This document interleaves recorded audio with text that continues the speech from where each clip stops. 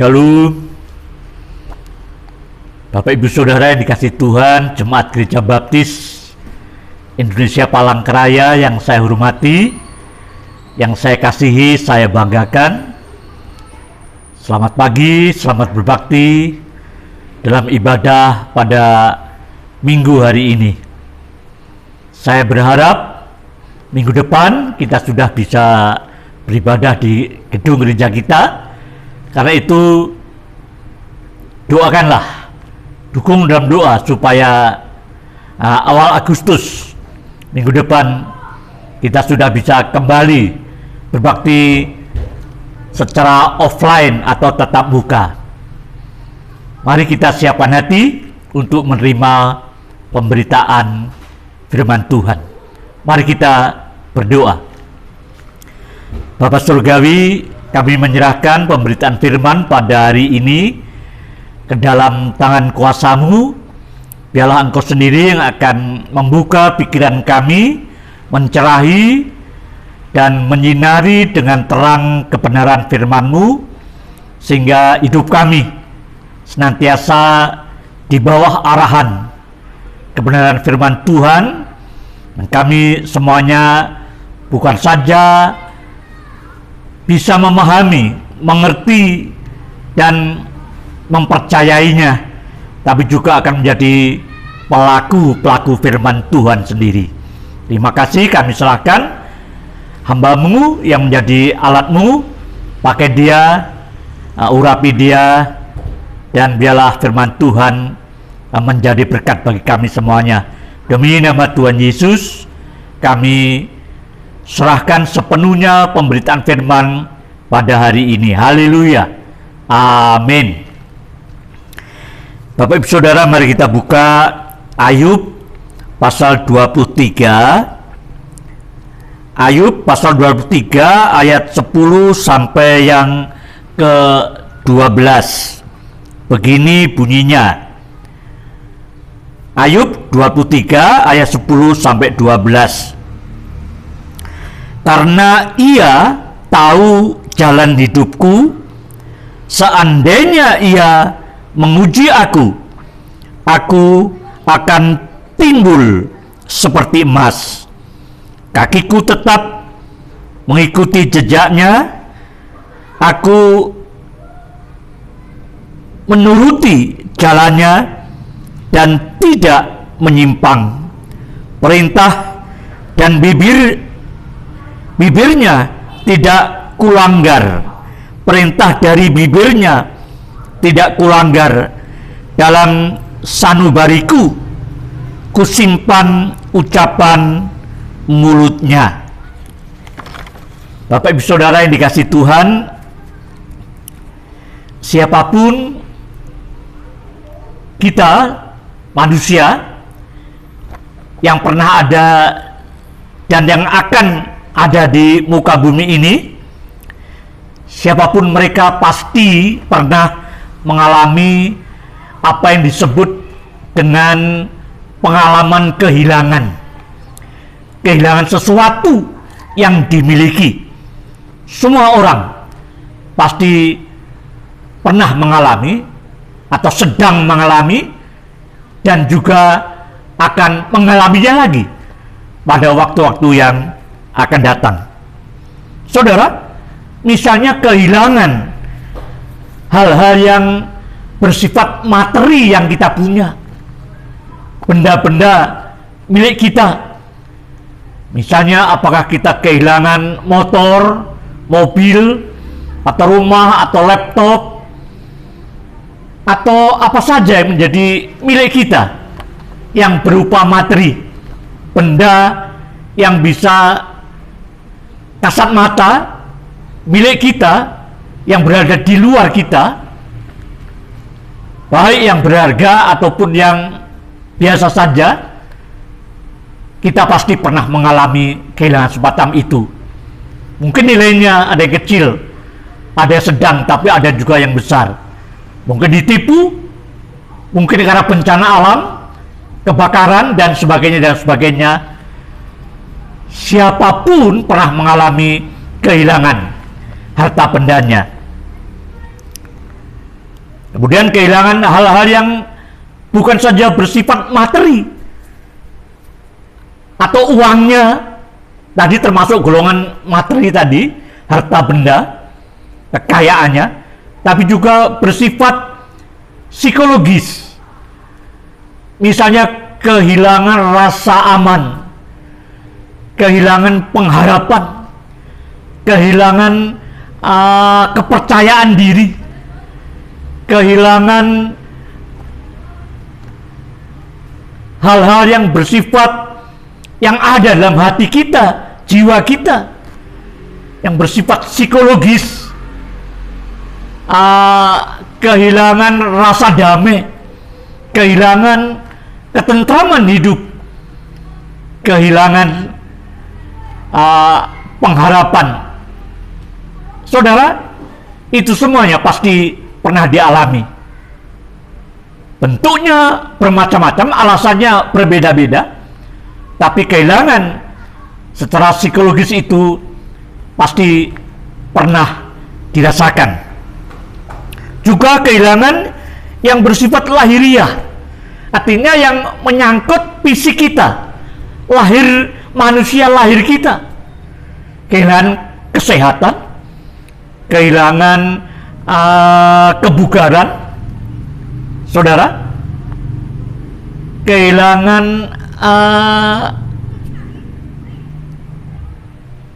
atau dirongrong oleh penyakit sehingga tubuh kita ini kehilangan rasa sehat, saudara. Kesehatan bisa hilang, saudara, kalau seseorang terpapar oleh satu penyakit, apalagi penyakit itu penyakit yang berat, bisa kehilangan kesehatannya, kehilangan kebugarannya, dan juga kehilangan terhadap manusia yang lain yang punya hubungan dengan kita,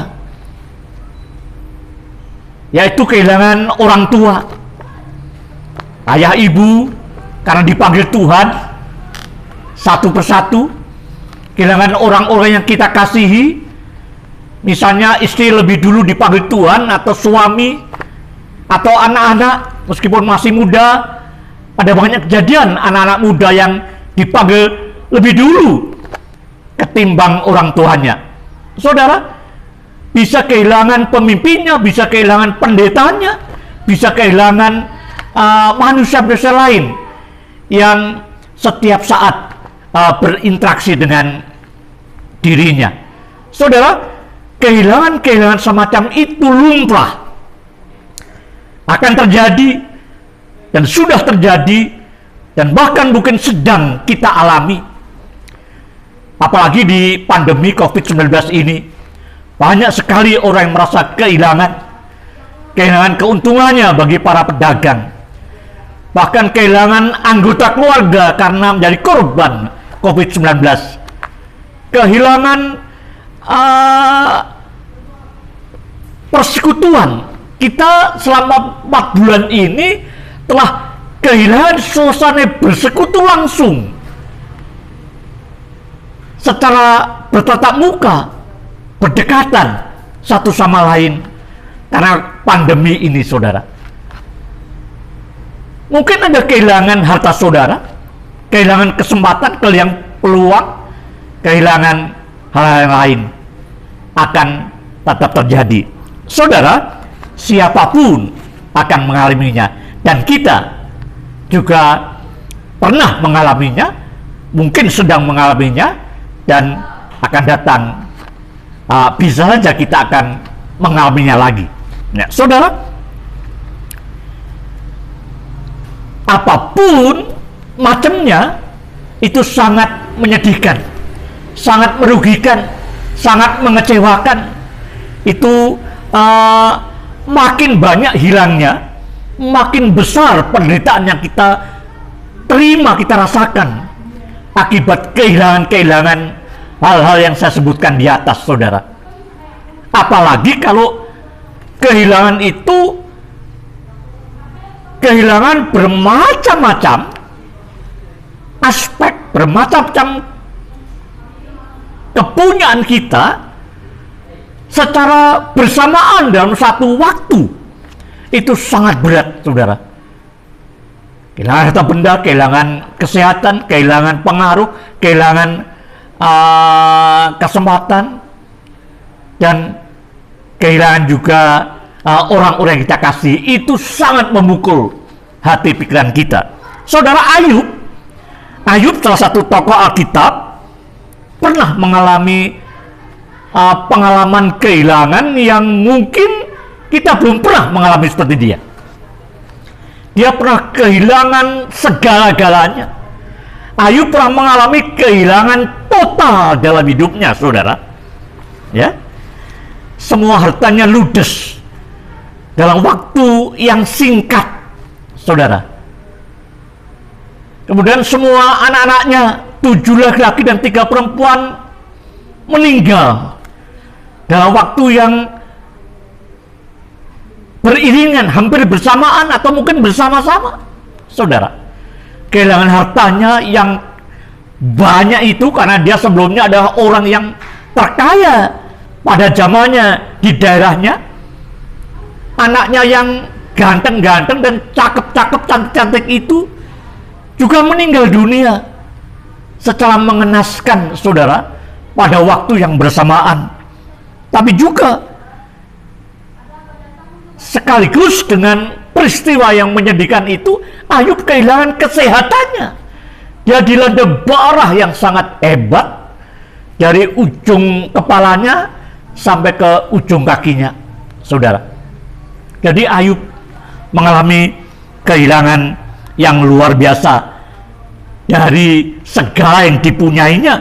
Kehilangan juga kehormatannya. Sebelumnya Ayub itu di mana-mana dihormati, dihargai, ditunggu-tunggu, diharapkan. Tapi ketika dia mengalami musibah atau ujian yang sangat berat itu, Ayub sepertinya dijauhi orang, dikucilkan orang. Bahkan sahabat-sahabatnya yang sebelumnya sahabat-sahabat yang sangat baik pada dia mengunjungi dia memang, tetapi sambil mengolok-olok Ayub, saudara.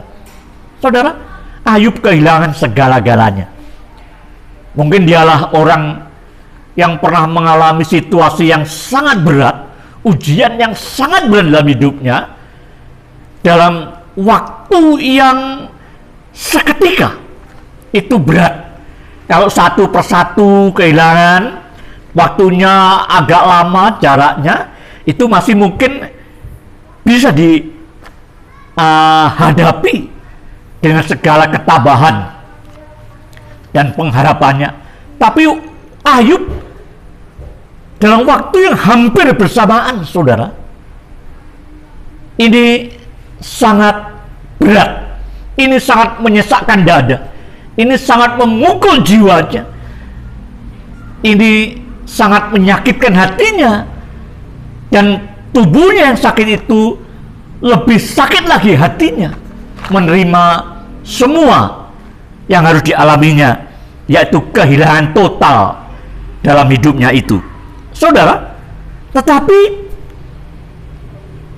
puji Tuhan, ternyata penderitaannya itu, ujian yang berat itu tidak begitu lama. Karena ternyata tidak lama kemudian Allah memulihkan kondisi hidupnya dengan cara yang sangat luar biasa. Saudara, Allah memulihkan dengan cara yang sangat luar biasa. Saudara, dia diberkati lagi kekayaan yang 2 kali lipat dari kekayaan sebelumnya. Padahal dulu dia orang yang paling kaya. Setelah habis, terpuruk, bangkrut, gak punya apa-apa secara harta benda, ketika Allah memulihkan, dia diberi harta benda sebanyak 2 kali lipat dari yang dipunyainya sebelum dia menderita yang berat itu. Saudara, Allah sanggup memulihkan kondisi Ayub yang sudah luluh lantak secara ekonomi itu. Dipulihkan dia kemudian menjadi orang yang lebih kaya dari sebelumnya. Kemudian dia diberi lagi, dikaruniai 10 anak lagi, 7 laki-laki dan 3 perempuan yang cantik-cantik, saudara. Di negeri itu tidak ada seorang yang lebih cantik, lebih menarik ketimbang anak-anak Ayub, saudara. Jadi Bapak Ibu Saudara, Allah memulihkan secara luar biasa. Harta miliknya dipulihkan 2 kali lipat. Anak-anak diberikan lagi 10 jumlahnya. Dan kemudian saudara, dia sehat kembali. Darah yang dulu dia rasakan sangat menyiksa, membuat dia menderita, nyeri, sakit, pedih, sekujur tubuhnya itu sehat total, sembuh total. Karena Allah yang menyehatkan, Allah yang menyembuhkan, Allah sendiri yang memulihkan kondisi kesehatannya itu. Kemudian dia mulai mempunyai teman-teman lagi, dihargai orang lagi, dan bahkan dia diberi umur 140 tahun lagi. Setelah dia menderita yang berat itu, umurnya diberi umur 140 tahun lagi. Jadi diperkirakan saudara, Ayub itu bisa mencapai usia 200 tahun baru dia wafat. Karena setelah penderitaan yang berat itu, dia diberi umur 140 tahun lagi. Jadi usianya sangat lanjut. Ini karunia Tuhan, ini kemurahan Tuhan. Tuhan mengizinkan dia mengalami kehilangan total dalam hidupnya, tapi Tuhan memulihkannya dan Tuhan memberikannya kembali yang jauh lebih baik dari sebelumnya. Saudara, mengapa Allah memulihkan kondisi Ayub yang secara manusia sesungguhnya sudah hancur lebur itu? Tapi faktanya dia dipulihkan lebih bahagia, lebih sehat, lebih kaya, dan lebih panjang umur ketimbang kondisi dia sebelum mengalami penderitaan atau ujian yang maha berat itu. Saudara, mengapa Allah memulihkannya? Ternyata saudara, Allah memulihkan karena Allah ingin menghargai Ayub. Menghargai apa? Allah ingin mengapresiasi Ayub. Tapi apa yang dia apresiasi Allah, saudara? Allah mengapresiasi, Allah menghargai iman Ayub, saudara. Karena ternyata dalam situasi yang sangat berat, super berat itu, Ayub tidak pernah kehilangan pengharapannya, tidak pernah kehilangan imannya kepada Tuhannya. Semuanya bisa hilang, dan memang sudah hilang, tapi iman Ayub tidak pernah ikut hilang. Dia begitu mempertahankan imannya mati-matian, saudara, sehingga sekalipun dia kehilangan semuanya, tapi imannya tetap tegak, tetap kokoh kepada Tuhan yang dia sembah, yang dia layani. Bapak Ibu Saudara, ia dipulihkan Allah karena dia masih sanggup memelihara, menjaga tetap tegaknya imannya kepada Allah. Dan itu sangat menyenangkan hati Allah. Itu sangat membuat Allah tersenyum, karena itu Allah ingin menyenangkan Ayub lebih dari yang pernah dia berikan sebelumnya. Allah memulihkan kondisi Ayub luar biasa karena Ayub masih sanggup menegakkan imannya kepada Tuhan. Ia rela kehilangan semuanya, tapi ia masih mampu mempertahankan imannya. Ini penting. Ini yang harus kita teladani. Ini yang harus kita upayakan dalam hidup kita. Kalau Tuhan izinkan, apa saja bisa hilang dari kita, saudara. Saya tidak berharap itu terjadi, Tapi Allah bisa saja mengizinkan apapun yang dia kendakinya. Ayub saja orang yang saleh, jujur, takut akan Tuhan, menjauhi kejahatan, itu diizinkan Allah mengalami penderitaan yang berat. Saudara, kita pun kalau Tuhan izinkan, kita juga akan mengalami hal seperti itu. Ya, semoga hidup kita baik-baik saja. Itu doa saya, harapan saya. Tapi kita harus siap manakala Allah mengizinkan kita mengalami berbagai kehilangan dalam hidup kita. Apapun bisa hilang yang kita punya itu. Kita nanti kalau meninggal dunia, itu pun kita meninggalkan semua yang kita miliki kok. Jadi kalaupun nggak hilang, akan kita tinggalkan. Tapi yang penting, saudara, yang terpenting kita tetap punya iman seperti Ayub. Itu yang harus kita tetap jaga, harus kita kerjakan. Bahasa Rasul Paulus, kerjakanlah keselamatanmu, saudara. Kerjakanlah imanmu. Iman itu dikerjakan terus, dipelihara, dijaga, supaya kita tidak akan menyimpang dari iman kita kepada Tuhan. Sekarang apa bukti bahwa iman Ayub masih kokoh kuat ketika dia mengalami penderitaan semacam itu? Saudara, ternyata bukti yang pertama, saya menunjukkan 3 bukti bahwa dia telah membuktikan bahwa imannya masih kokoh kuat meskipun dia telah kehilangan segalanya.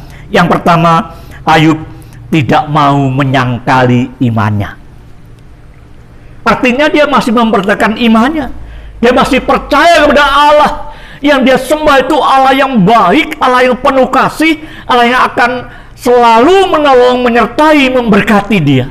Saudara, sekalipun mengizinkan hal yang berat terjadi, tapi dia tetap percaya bahwa Allah itu tetap Allah yang terbaik, Allah yang termulia, Allah yang layak. Terus dia sembah, dia imani, dia percaya, dia taati. Ya. Dia tidak mau atau tidak tergoda untuk menyangkal imannya. Padahal apa? Istrinya, saudara, ketika Ayub sedang terpuruk hebat dalam penderitaannya itu, istrinya mendorong Ayub, masih bertahankah engkau dengan kesalehanmu? Dia mengejek Ayub, masih bertahankah engkau dengan kesalehanmu? Kutuki Tuhanmu dan matilah. Ini godaan besar dari seorang yang mestinya memberi dukungan moral. Orang yang sangat dicintai, orang yang paling dekat dengan dia, malah mendorong Ayub, malah mengejek Ayub, malah menghina Ayub. Masih bertahankah engkau dalam kesalehanmu? Kutuki Tuhan Allahmu dan mati saja kau. Saudara, ini kejam. Ini saya tidak tahu apa yang merasuki pikiran istri Ayub pada waktu itu, tapi itu yang terjadi. Tapi sekalipun demikian, sekalipun Ayub sangat mengasihi, mencintai istrinya itu, Ayub tidak mau termakan oleh dorongannya itu. Ini godaan besar untuk menyangkal imannya, untuk meninggalkan Tuhannya, untuk tidak percaya lagi kepada Tuhan, bahkan untuk mengutuki Tuhan, saudara. Ini keji, ini kejam sesungguhnya. Dan Ayub sadar, dalam hal lain, aku memperhatikan kata-katamu, permintaanmu, tapi dalam iman ini, aku harus tetap konsisten memegang imanku. Tuhanku tetap Tuhan yang baik. Karena itu Ayub tidak pernah menuduh Allah berbuat yang curang kepadanya. Dia yakin, seyakin-yakinnya bahwa Allah itu pasti benar apapun yang dirancangkannya, apapun yang diizinkannya. Sekalipun tampaknya bisa berat bagi umatnya, tapi pasti itu dalam rangka rancangan Tuhan yang lebih baik untuk hal-hal yang akan datang. Jadi Ayub masih percaya. Ayub tidak tergoda untuk menyangkali imannya, apalagi untuk mengutuki Tuhannya, saudara. Jadi dalam situasi yang berat itu Ayub masih bertahan dalam iman. Sudah berat, sudah sakit, terpuruk, gak punya apa-apa, hilang semuanya. Istrinya mendorong supaya dia mengutuki Tuhannya, tapi Ayub tidak. Ayub tidak mau. Ayub tetap kekeh dalam imannya, dan dia tetap bertahan dalam imannya. Itu yang membuat Allah angkat topi, saudara. Allah berkenan kepada Ayub. Allah senang melihat perilaku Ayub, hamba yang sungguh takut kepadanya itu. Saudara,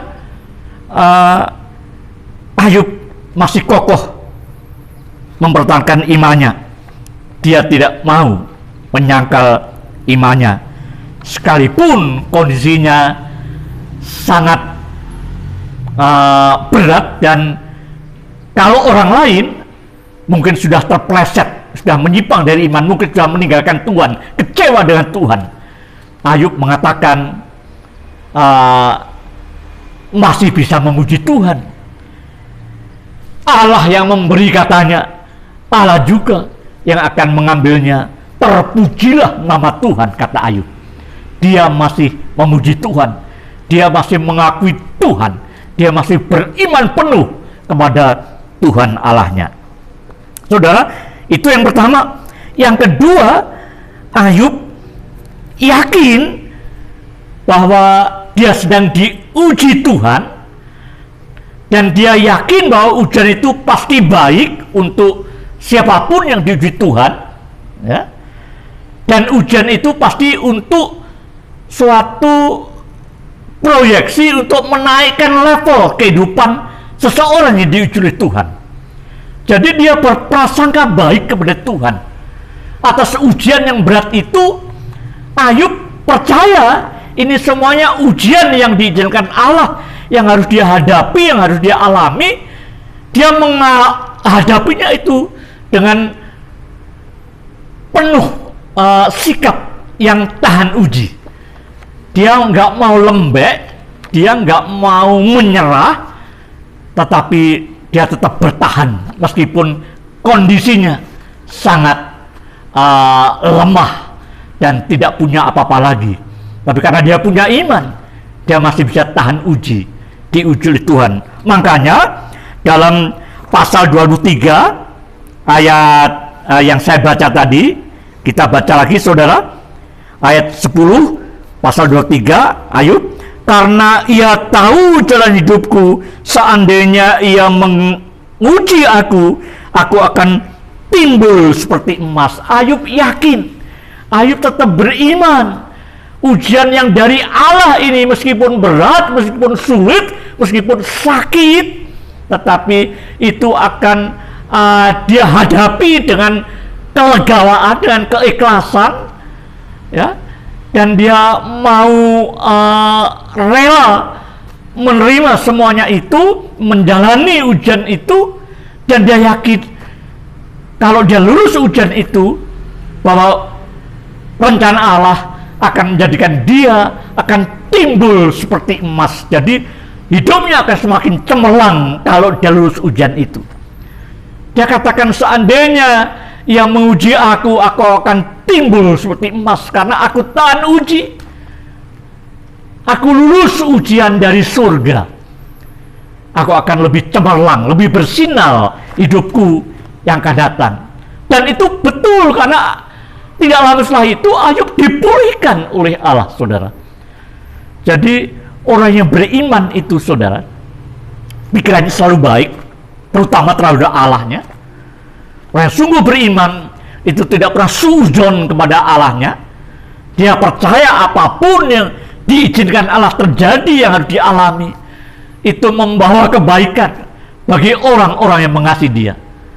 Seperti Paulus katakan dalam Roma pasal 8 ayat 28, dalam segala sesuatu Allah turut bekerja bersama-sama untuk kebaikan, mendatangkan kebaikan bagi orang yang mengasihi dia. Keyakinan itu dimiliki Ayub juga.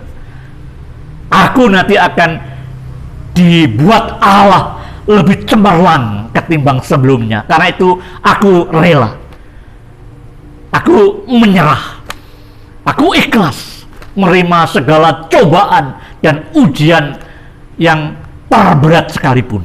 Saudara, Ayub lulus ujian. Karena itu Allah mengapresiasinya, naik kehidupannya, naik ke tingkat yang lebih tinggi ketimbang sebelumnya. Saudara, pertama, Ayub tidak menyangkali imannya. Ini bukti bahwa dia sungguh kekeh dengan imannya kepada Tuhan. Yang kedua, Ayub lulus ujian. Dia siap diuji dan siap lulus dan siap bersinar seperti emas yang diyakininya itu. Dan yang ketiga, Ayub tetap konsisten menjadi berkat, saudara. Ayub konsisten menjadi berkat. Ini adalah karakter orang yang sungguh beriman. Orang yang sungguh beriman itu hidupnya itu diserahkan kepada Tuhan untuk menjadi berkat bagi sesamanya, bagi pekerjaan Tuhan, dan bagi siapa saja yang perlu diberkati. Ayub sangat diberkati. Tapi bukan hanya itu yang dirasakan Ayub. Ayub diberkati, tetapi yang lebih menarik, Ayub sangat memberkati orang lain. Banyak orang Kristen yang sukanya hanya diberkati, tapi pelit memberkati orang lain. Kepada Tuhan juga pelit. Saudara, jangan begitu. Kalau kita ingin diberkati, ya, kita rindu diberkati kita semuanya. Tapi mari kita mau menjadi berkat, terutama kepada Tuhan sebagai balas kasih kita kepadanya. Saudara, Ayub itu sepanjang hidupnya menjadi berkat. Berkat dengan kata-katanya. Dia suka menasihati orang, dia suka berkhotbah, dia suka mengarahkan orang, dia suka memotivasi kehidupan orang, dia suka mencerai kehidupan orang-orang sebangsanya. Dia peduli kepada orang-orang miskin, orang-orang yang hina, orang-orang yang memerlukan sungguh-sungguh pertolongan. Saudara, mari kita lihat Ayub pasal 29. Ayub pasal 29 ayat 12 sampai 17. Ayub pasal 29 ayat 12 sampai 17. Karena aku menyelamatkan orang sengsara yang berteriak minta tolong, juga anak piatu yang tidak ada penolongnya. Dia suka menolong orang-orang lemah, anak piatu yang tidak punya penolong itu. Karena aku menyelamatkan orang sengsara yang berteriak minta tolong, saudara. Kalau ada orang minta tolong, dia siap dan menyelamatkan orang yang minta tolong itu, saudara. Dia murah hati, dia suka menolong, dia ingin menjadi berkat. Dia diberkati, tapi dia siap menjadi berkat bagi siapapun yang memerlukan berkat-berkat itu. Saudara, ayat 13, aku mendapat ucapan berkat dari orang yang nyaris binasa. Karena ketika dia menolong orang yang sekarat hampir mati, dan itu berhasil ditolongnya, kemudian orang itu mengucapkan berkat bagi dia, sehingga dia makin diberkati lagi, saudara. Orang-orang lemah itu kalau mendoakan kita yang memberkati mereka, itu doanya manjur, saudara. Ayub semakin hari semakin diberkati karena dia menjadi berkat bagi orang-orang yang sangat memerlukan pertolongan itu, yang kemudian orang itu nggak bisa membalasnya, hanya bisa mengucapkan terima kasih dan doa berkat bagi Ayub yang suka memberi itu. Saudara, Ayub menjadi berkat sehingga dia makin diberkati Allah. Ya, mari kita lihat. Aku menjadi mata bagi orang buta. Jadi dia menolong orang buta itu. Orang buta nggak bisa melihat, tapi atas pertolongannya orang buta bisa kemana-mana karena pertolongannya itu. Jadi orang buta bisa melihat, bisa pergi kemana-mana, ya.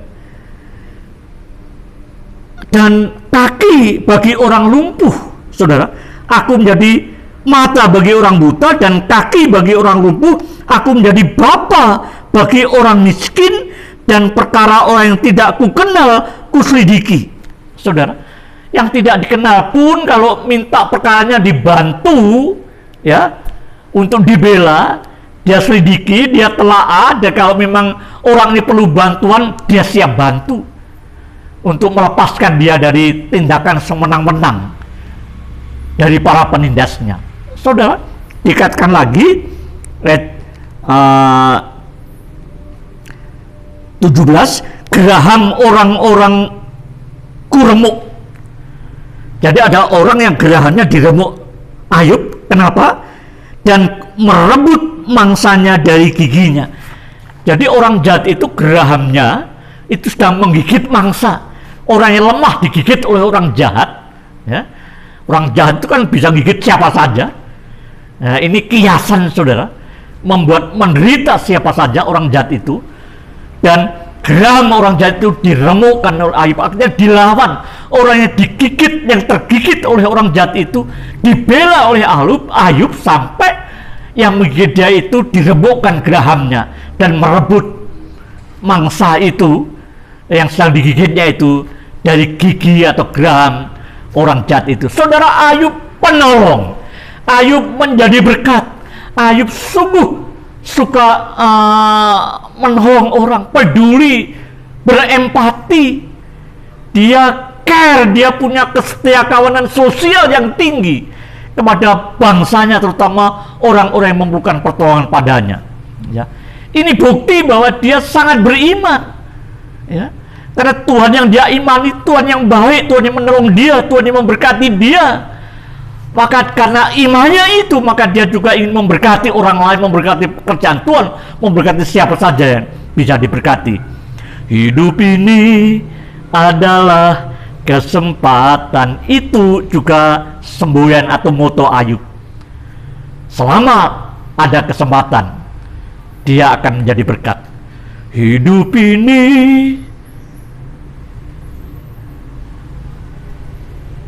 harus jadi berkat. Dan saudara, Ayub menjadi berkat, konsisten menjadi berkat, ya. Bahkan ketika dia terpuruk, nggak berbuat apa-apa lagi, ketika dia diolok-olok oleh para temannya itu,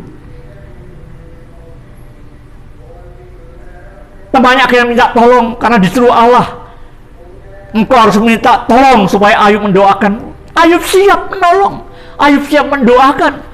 Padahal teman-temannya itu yang memolok-olok dalam kondisinya yang berat itu, diolok-olok, itu menyakiti hatinya. Tapi ketika dia minta didoakan, Ayub siap mendoakan. Jadi Ayub itu nggak bisa menjadi berkat dalam hal apa yang lainnya karena dia sudah nggak punya apa-apa ketika menderita itu. Tapi dia masih bisa menjadi berkat dengan doanya, saudara. Dan setelah dia memberkati teman-temannya itu, maka keadaan Ayub dipulihkan luar biasa. Saudara, itulah orang beriman. Itulah orang yang dicari Tuhan. Itulah orang beriman yang sungguh berkenan di hati Tuhan. Itulah orang-orang beriman yang menyenangkan hati Tuhan. Dan kalau Tuhan disenangkan, Tuhan akan menyenangkan mereka lebih lagi. Karena itu, saudara, Ayub bisa saja kehilangan segala-galanya, tapi dia tidak pernah kehilangan imannya. Dan akhirnya Tuhan yang dia imani itu, yang dia cintai, yang dia harapkan, yang dia andalkan itu, yang menolong dia, yang memberkati dia, memulihkan dia, dan menjadikan kehidupan Ayub selanjutnya jauh lebih baik dari kehidupan yang sebelumnya. Saudara, saya tidak tahu apakah Anda sedang mengalami atau kehilangan sesuatu yang membuat Anda sedih. Dalam pandemi COVID-19 ini, banyak orang yang kehilangan keluarganya, kesehatannya, kehilangan rasa amannya, kehilangan kesempatan-kesempatan, kehilangan keuntungan bagi banyak para pedagang kecil, saudara, karena gara-gara pandemi ini. Banyak orang yang kehilangan hal yang baik. Kita kehilangan rasa persekutuan, kehangatan bersekutu selama 4 bulan ini, saudara. Kita nggak bisa berkumpul bersama-sama lagi, bersekutu, berbakti bersama lagi. Kehilangan yang dulu pernah kita punya. Tapi percayalah, Ayub dipulihkan, kita juga bisa dipulihkan oleh Allah. Indonesia akan dipulihkan oleh Tuhan. Saya percaya itu. Dan besok minggu, kalau Tuhan izinkan, kita akan berkumpul lagi, tapi tetap dalam disiplin, menerapkan protokol kesehatan yang ketat, saudara. Jadi bisa saja kita kehilangan, bisa saja kita, kalau diizinkan Allah, kita bisa saja kehilangan hal-hal yang sebelumnya sangat kita banggakan, atau kita senangi, atau kita kasihi. Tapi apapun yang diizinkan Allah, mari kita siap menghadapinya, karena Allah yang mengizinkan itu, Allah juga yang bisa memulihkan. Kalau Allah bisa memulihkan kondisi kehidupan Ayub, Allah juga bisa memulihkan kondisi kehidupan kita semuanya. Yang penting, tetaplah beriman kepadanya. Yang lain boleh hilang, yang lain bisa hilang, tapi iman kepada Dia, kepada Tuhan kita Yesus Kristus, jangan pernah sampai tergeser atau kita menyimpang dari iman kepadanya. Tetaplah beriman, tetaplah percaya bahwa Dia mengasihi saudara, Dia memberkati saudara, Dia sanggup memulihkan saudara, Dia akan membuat saudara juga bahagia, dan Dia akan membuat saudara terus menjadi anak-anaknya yang dikasihinya. Tetaplah jaga iman saudara, tetaplah konsisten menjadi berkat, tetaplah pelihara, tegakkan iman saudara. Jangan tergoda untuk menyimpang ke kiri dan ke kanan, dan tetaplah konsisten menjadi berkat. Itu yang terjadi pada Ayub, bisa juga terjadi pada kita.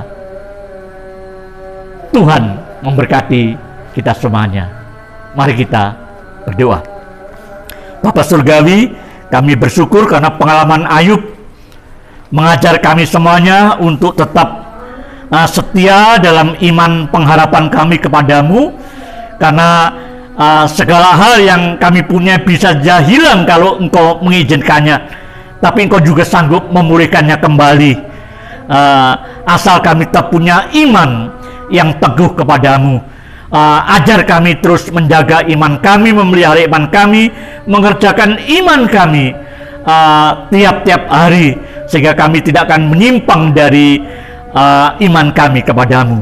Hanya Engkau Tuhan yang sanggup menolong kami, yang sanggup memulihkan dan memberkati kami. Kami serahkan jemaat-Mu ini, kami berdoa kiranya minggu depan kami semuanya sudah bisa berbakti lagi di gereja-Mu ini.